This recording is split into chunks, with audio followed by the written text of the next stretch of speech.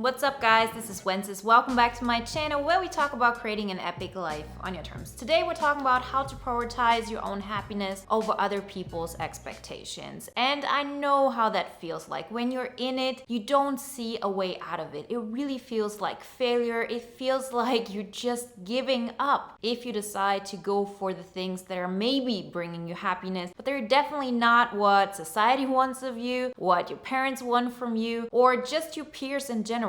But the truth is this, you can take steps to overcome this feeling. And I'm not gonna tell you to just do it and then it's gonna be all fine, because then it's not gonna lead to happiness. I'm gonna talk to you about the strategies that I have used. And the truth is this, that you don't have to do it only once. It's consistent work, it's consistent transformational practices that are necessary in order to sustain happiness in the long term. So how are we gonna do it? Well, we're gonna talk about the specifics in this video. And I want you to ask yourself this question. What is more pain? What is more work? To do transformational work consistently and change your life to the better so you feel alive and excited and happy? Or living in the pain of knowing that maybe you're playing by the rules that somebody else has set for you, but you know this is not what is deep in your heart? Before we get started, I want to remind you, if you want to take it even a step further and want to work with me privately, then check out the link on one-on-one coaching or sign up for the bootcamp. It starts on February 29th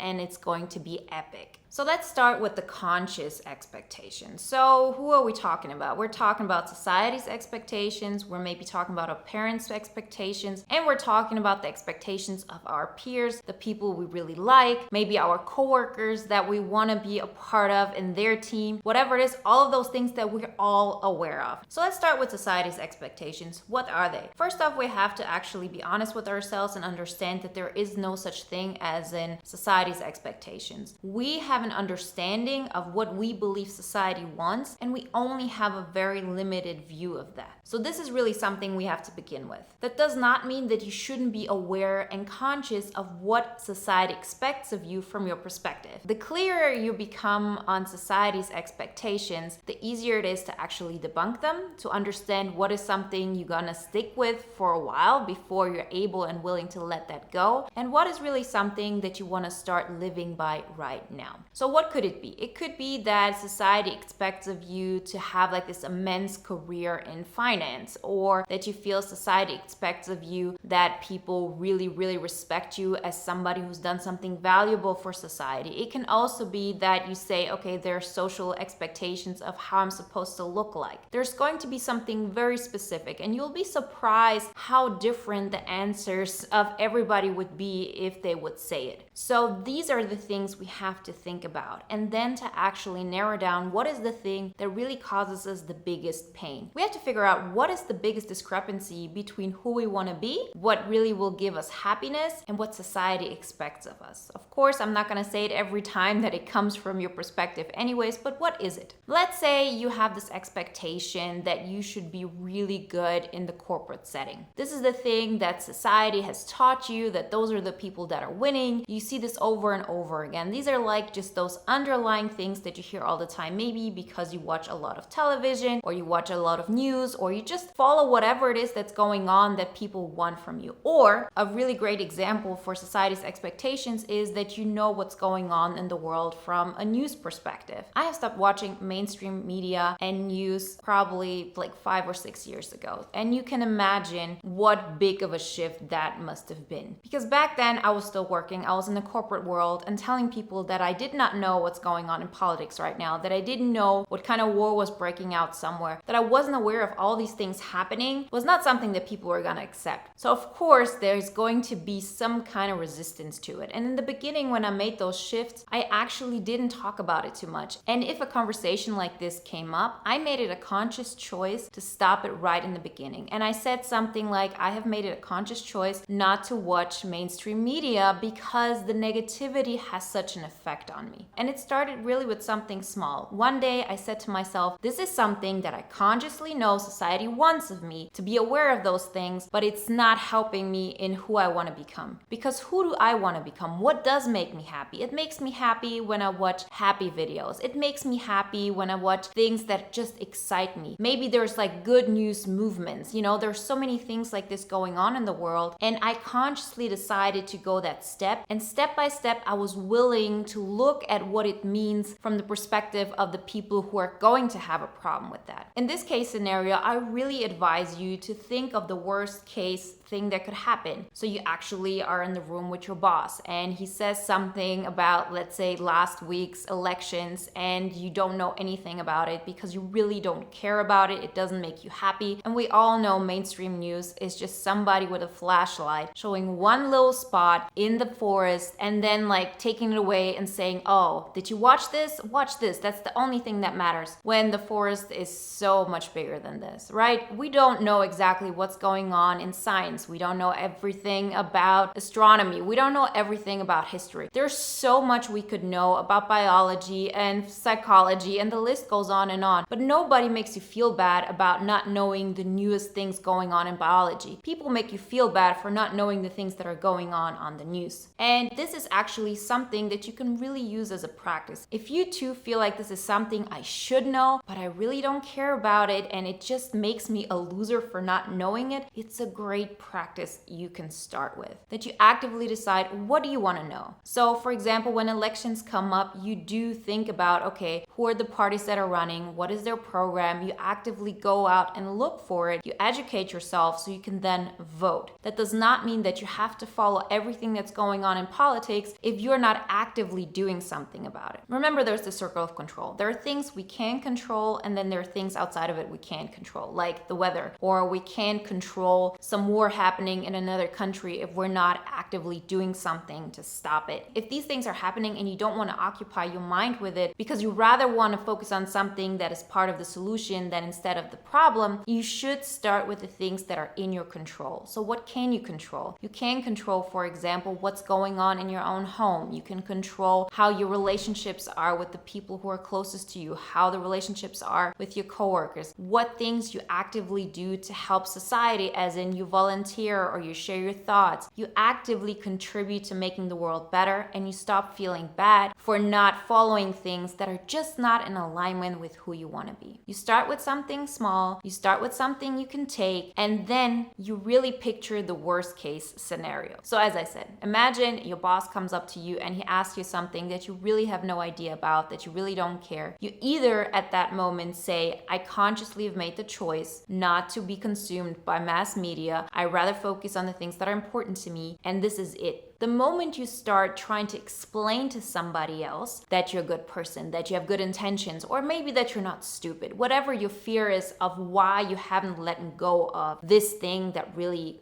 is not in alignment with who you want to be. And trust me, I'm not saying you don't watch the news. I'm saying if you don't want to watch the news, if this is not something that brings you joy, that makes you excited about life, that is part of your identity, then you shouldn't do it just because there's this social obligation of being there and doing that. It works without it. And you might feel the world is gonna collapse somehow, and I knew I felt this way, but it's not. I'm still here. I live a very successful life on my terms, and I've given up so much. And the people who used to be in my life, they don't look at me and say, oh, she's made it. She's doing everything so greatly. They probably have no idea what I'm doing. They don't know how this in itself could actually be a sustainable business. And most of the time, they just don't care about what I'm doing. So don't expect to change other people's opinion. People either believe you're a good person, people either believe that you're smart, people either believe that you have good intentions and a good sense of reality, or they don't. You won't be able to convince them. You just do your thing, and the people who accept it, they do, and the others don't. So pick something from a society standpoint that you can take on. Starting with letting go of mass media like news could be a really great start, because a lot of studies have shown that people who constantly watch news, which are generally negative, and that's the truth. I mean, we're not talking here about good news movement. The main reason why news are so negative is because it keeps us hooked. It makes our cortisol level go up, our fight and flight response, and therefore we stay hooked. If watching good things, if watching the newest things happening in science and the best things that happened in this particular area of the city, if these were the things that people would be watching most, this is what news would be showing. So really ask yourself how much of this is really something that you just feel, if I do this or if I let go of this, I'm just not going to be part of the group. And what we're gonna find out in today's video is that the more you actually take those steps, you become so much more in love with yourself. You start accepting yourself, you start connecting through yourself more and more, so you fill yourself up. And the more you do that, the less you'll have the urge to fit into society and get accepted and tolerated for playing by somebody else's rules. So pick something out of the society spectrum and just take it on. You'll be fine, but you have to be the one who takes the first step. It will not happen any other way. You have to be the one who takes on the risk of being abandoned, of people looking at you weirdly, of you being the outcast, for it to actually start growing. With every step you take and you see, okay, I'm still alive, everything's good. Actually, I feel better now. The more self-confidence you have on taking the next step on. Now let's talk about parents' expectations. So we're really gonna talk about unconscious expectations later on, but for now, I really want you to think about the conscious things you know your parents expect of you. Is it maybe that they expect of you to get married and to have children, and it's just not something you can or want to take on right now? Or is it that your parents want you to get into politics and you really don't care about it? Is it maybe that your parents have this expectation that you should be so interested in accounting or anything that has absolutely nothing to do with the core values you have?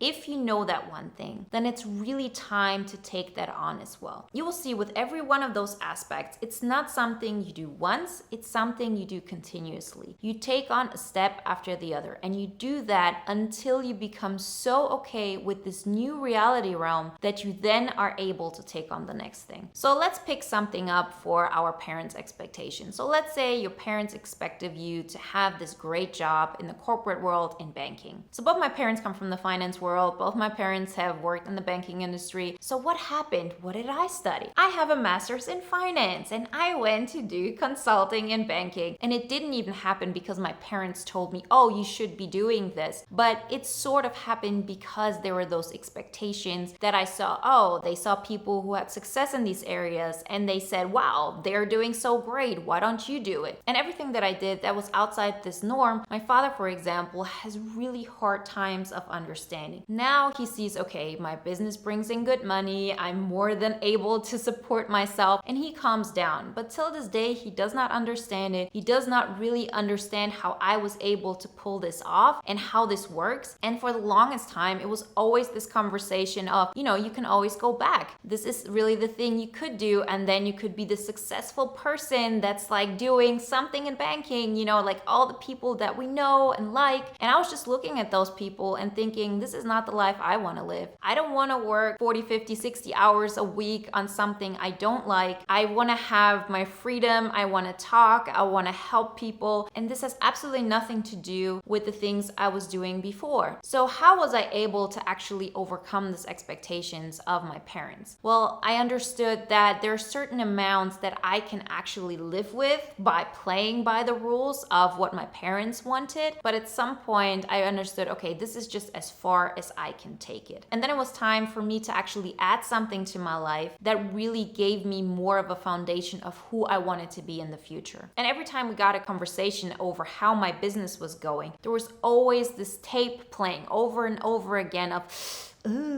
is this really successful? Is this going to be really the thing for you? Because his expectations was, of course, for me to go the other round, because this was the thing that he thought was the best choice. And I've heard of so many people who told me, really? You gave all of that up? And it's just people who don't understand what you want. And here's what I can tell you when it comes to the expectations of your parents and how you actually stop it. It always comes back to this one question. Do I need to convince him or not? Or do I need to convince my parents? And of course, the answer is always no. So you imagine yourself in a position where your parents really believe the worst. They believe that you're making horrible choices. They are not proud of you. They feel like you're abandoning the family legacy, or you're being a burden, or whatever it is. And they're just not happy with your choices. And you imagine yourself in this position and you say, this is fine. Imagine this. Like, as much pain as this might cause you, just imagining it will help you to overcome the anxiety, because in the end, it's none of your business what your parents think. I mean, we all know this, but what does this really mean for our life? This is our life, not theirs. They're living their life, and no matter what they want for you, in the end, they can only make choices for themselves. And if they want this in their life, then they should live that out. because you are betraying yourself if you're not doing what is in your heart. So once I understood this, I really stopped sharing my progress with my dad. I stopped sharing my doubts with my dad, because in the beginning, when you make those switches, you're not super confident about it. You're still in this limbo state, and everybody of us is like this. We get self-confident from sticking to it, from actually living it over and over again. But in the beginning, when we're making those shifts, this is not easy, and it's not healthy,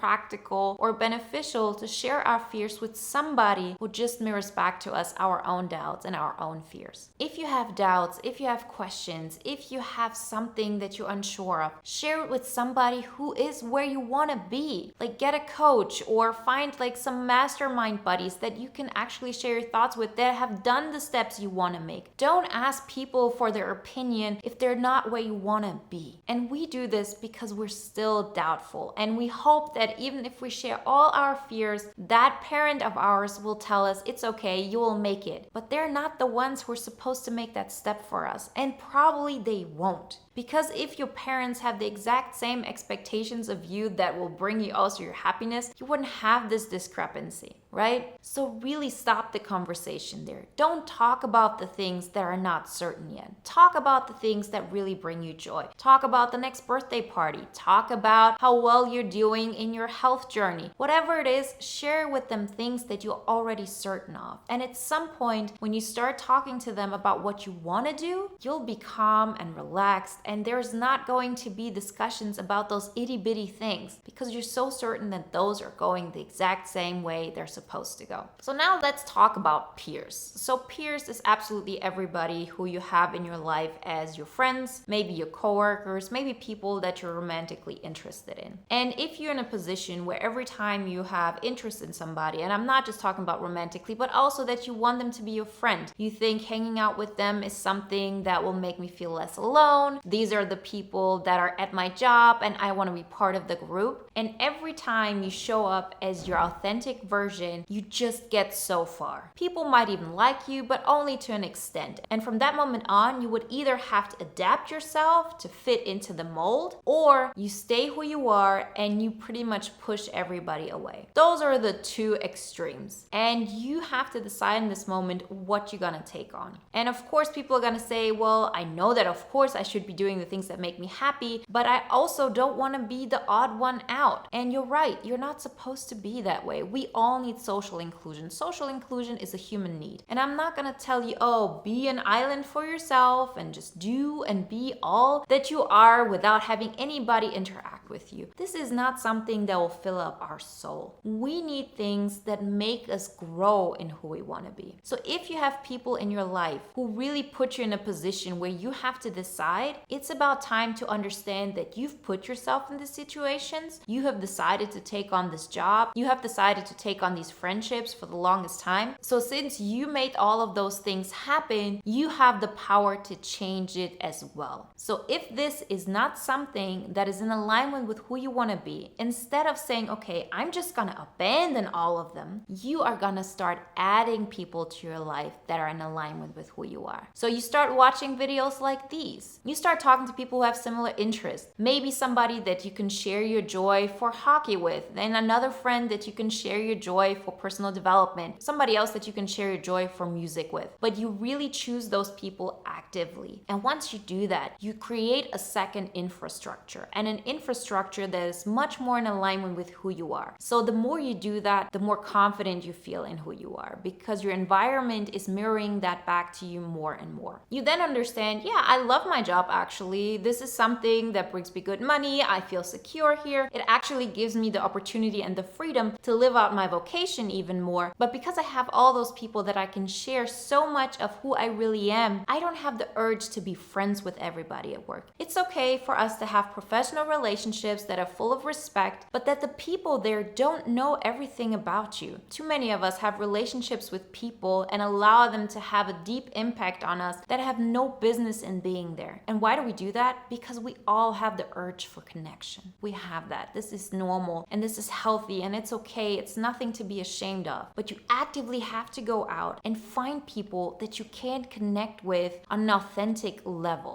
You find those groups, you start volunteering, you start doing something that can add to society in a way that is most in alignment with who you are. You'll find so many people who will have similar values like you, and you'll see how your entire approach to what you want to gain from work is going to be so much better. And it really made a huge difference in my approach with romantic relationships. One of the reasons why I was single for so long was because I had isolated myself so much. I wasn't really connecting with anybody on an authentic level, that I tried to get all my needs met through that relationship. And that was just too much. And I didn't understand that it was all because of me. I felt like, why don't they understand? I'm just being open. I'm giving them so much security by me opening up more than they are. But this is actually not the healthy way. The healthy way is to be slow, to actually allow people to get to know you, for people to earn your trust. That does not mean that you have a closed heart. It just means that you're reasonable, that you know you're gonna protect yourself, that it's important that you feel good, and you slowly and gradually understand how much you open up to the people around you. And the more you have all of the things fulfilled in your life, as in I live out my vocation, I get to share my deepest thoughts like I do with you very often. The more things you have like this in your life, the more people you connect with that give you so much back of what you really need as a person, the less you're gonna expect that one person, that one romantic relationship, or that one friend to be everything for you. I know this is something that specifically in the INFJ world is considered like the holy grail of having like these deep emotional connections with people, but they come with a big price tag, and that price tag is very often that you neglect who you are. It comes with the price tag of a lot of drama, that you are really able and willing to sacrifice so much of your well-being for somebody else, and you expect too much of the other person at the same time. The more you fulfill those things for your own, the less you actually look out what other people's expectations are of you, because then there's this new thing, and that new thing that you have created gives you so much joy, so much intrinsic happiness, that this is where most of your attention flows to, and not to what other people are expecting of you. You want to make it easier on yourself? Continuously work on building that thing for yourself, because by doing that, you create something new that's better than everything you've known so far, and it is that much easier to let go of the old stuff. It's similar to when we always talk about how to get into an abundance mindset. It's not going to work by you focusing on the negative things and wanting them to stop. Oh, I don't want this anymore. This sucks so much. Like, how can I change this? This is not how we get out of this situation. If we want to get into a better state, we have to focus on, let's say, the 5% of our life that are already going well in comparison to the 95. And the more you focus on those 5%, the bigger you make them. Out of those 5%, 6, 7, 10, 15, 20% are created, and it's going to be that much easier to focus on that than the things that are bringing you down. And before you know it, this part of your life that is full of abundance, that is more in alignment with who you want to be, your own happiness, becomes more and more. And your thought about what people expect of you just becomes oblivious to you. You're not even aware of it. I know rationally that there must be people out there who think like I do like this crazy thing and I talk about things that nobody cares about because normal society really cares about other things. But my mind is completely unaware of it. For me, this is the only thing people care about because this is the only thing in my life. This is everything I do. This is all that is really happening in my world. And I see, of course, other things, but for me, they seem all connected. I don't see that this is something different. This is just all of it. And my entire life has become all of me. And I'm not that naive to think that there aren't layers that I can take on as well. Of course, there are. This is just a gradual thing. And I do this really consistently. I work on creating something that pushes my happiness forward. And at the same time, I think of what can I let go of, something that I felt I had to do, but now I feel so strong in my new identity that is more in alignment with who I am. So I'm willing to let that go and let those people not see me anymore, not give me the validation that I wanted for so long. I can take this. I can actually make my life more boring in this area where I got so many of my needs fulfilled fulfilled, but only to this certain extent because it was always at the price of my authentic self. I can let all of that go because over here, this thing gives me so much more than this could ever even do. So these are some of the main examples when it comes to consciously knowing what others' expectations are. So something that you're aware of, something that you can write down and then take on step by step. But what about unconscious expectations? Well, those things are governing our life. This is nothing we can deny, but we're still not aware of it. 95% of all thoughts we have all day are on autopilot, and they're based on stories we've been told, stories we keep telling ourselves, on memories and beliefs. Those are the things that really govern our life. So how do we actually uncover them so we can transform them as well? Well, here vision building and goal setting comes into play. This is really an aspect that will help you tremendously because you will see that every time you set a new goal, which is actually just one smaller step of your visualization process. So first you really start thinking about, how do I imagine my dream life? What do I want to be doing? How do I want to live it? How is it going to look like? Like everything that you want to have in your life right now that will make it better. And once you've done that, you really start setting your goals in all the areas that are important to you. So if you haven't done it so far, download the free poster on the 5 pillars to an epic life. They will help you a lot, or you can sign up for the masterclass or the bootcamp where we talk about this specifically. But in the end, it really comes down to your relationships, your wealth management, your vocation, your physical energy management, so your health, and your priority management. And you start setting goals in those areas. And you really start with small goals. You can think about, okay, is this goal really getting me a step closer to my vision? If yes, great. That's a goal that you should stick to. But don't make it too big. It has to be something where you feel a success in the end of the day or the week. Don't make it like, oh, this is such a small goal. How is that going to help me to get to my vision? You will see that every step you take, you become a bigger person because of it, and you can then take on another step. This is an exponential game. It really goes like this. And most of the time, it's really gonna take a while. But from that moment on that you start setting those goals and really start working on them, so you actually write an application for a better job, you actually go out and you start sharing your thoughts in a blog or a podcast or whatever it is that's on your mind. It can be that you start writing your book or that you show people your artwork. Whatever it is that is really your own gift, include that into your life and make it like really something that you can do. It should be a SMART goal, something that's specific, measurable, applicable, realistic, and time-bound. And it has to be a success story. So if you can't make a goal happen, start with a smaller goal. Make that happen and then take on the next step, because every time you become a bigger person and then you can actually take on even more. But how do you actually overcome unconscious expectations through this? Well, I'll tell you. It's really something that you feel. So when you go about your goals, you actually feel like you're paddling or you're working, and it's like an energy that you really live out. And at some point, it feels like your motor is going, but you're not moving forward. You really feel like I'm digging over here, and this is as high as I can go. While I'm doing this one thing, no matter how much effort I would put into it, I'll still stay in this realm. But I want to be over here, not over here. Like, this was great, I made that happen, but how do I get from here to over there? That's when the unconscious expectations come into place. Those stories, the beliefs, and the memories we have, because they tell us that this is the realm we should be playing in. So if you want to overcome unconscious beliefs at that moment, it's time to declutter your thoughts, it's time to do forgiveness work, and it's time to actually let go of this for a while, to actually meditate. Because the more you stay in this space, you actually start to see the bigger picture. You start to see what will get you closer to the vision. You'll be able to overcome all of those things that are keeping you stuck here. And it happens step by step. There are a lot of techniques that will help you to overcome those unconscious expectations. You just have to figure out which one works for you. For me, it works a lot when I meditate and I visualize. So I do guided meditations, 10 minutes of meditations that help me to be that version of myself. That helps me a lot to get over it. Every time I have this feeling of paddling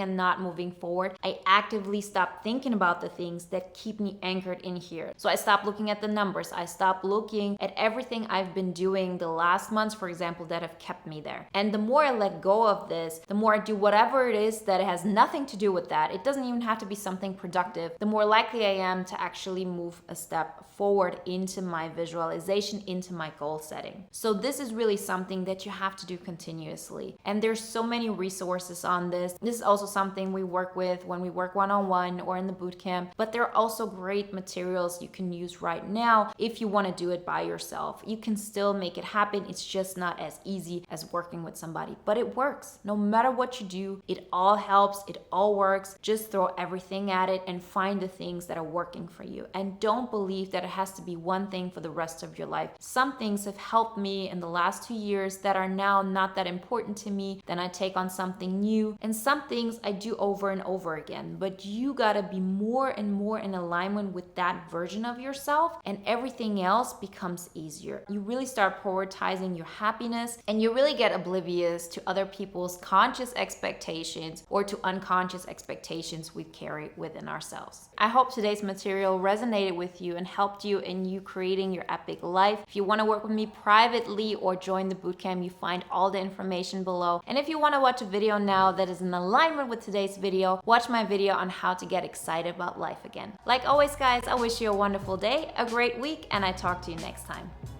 Bye.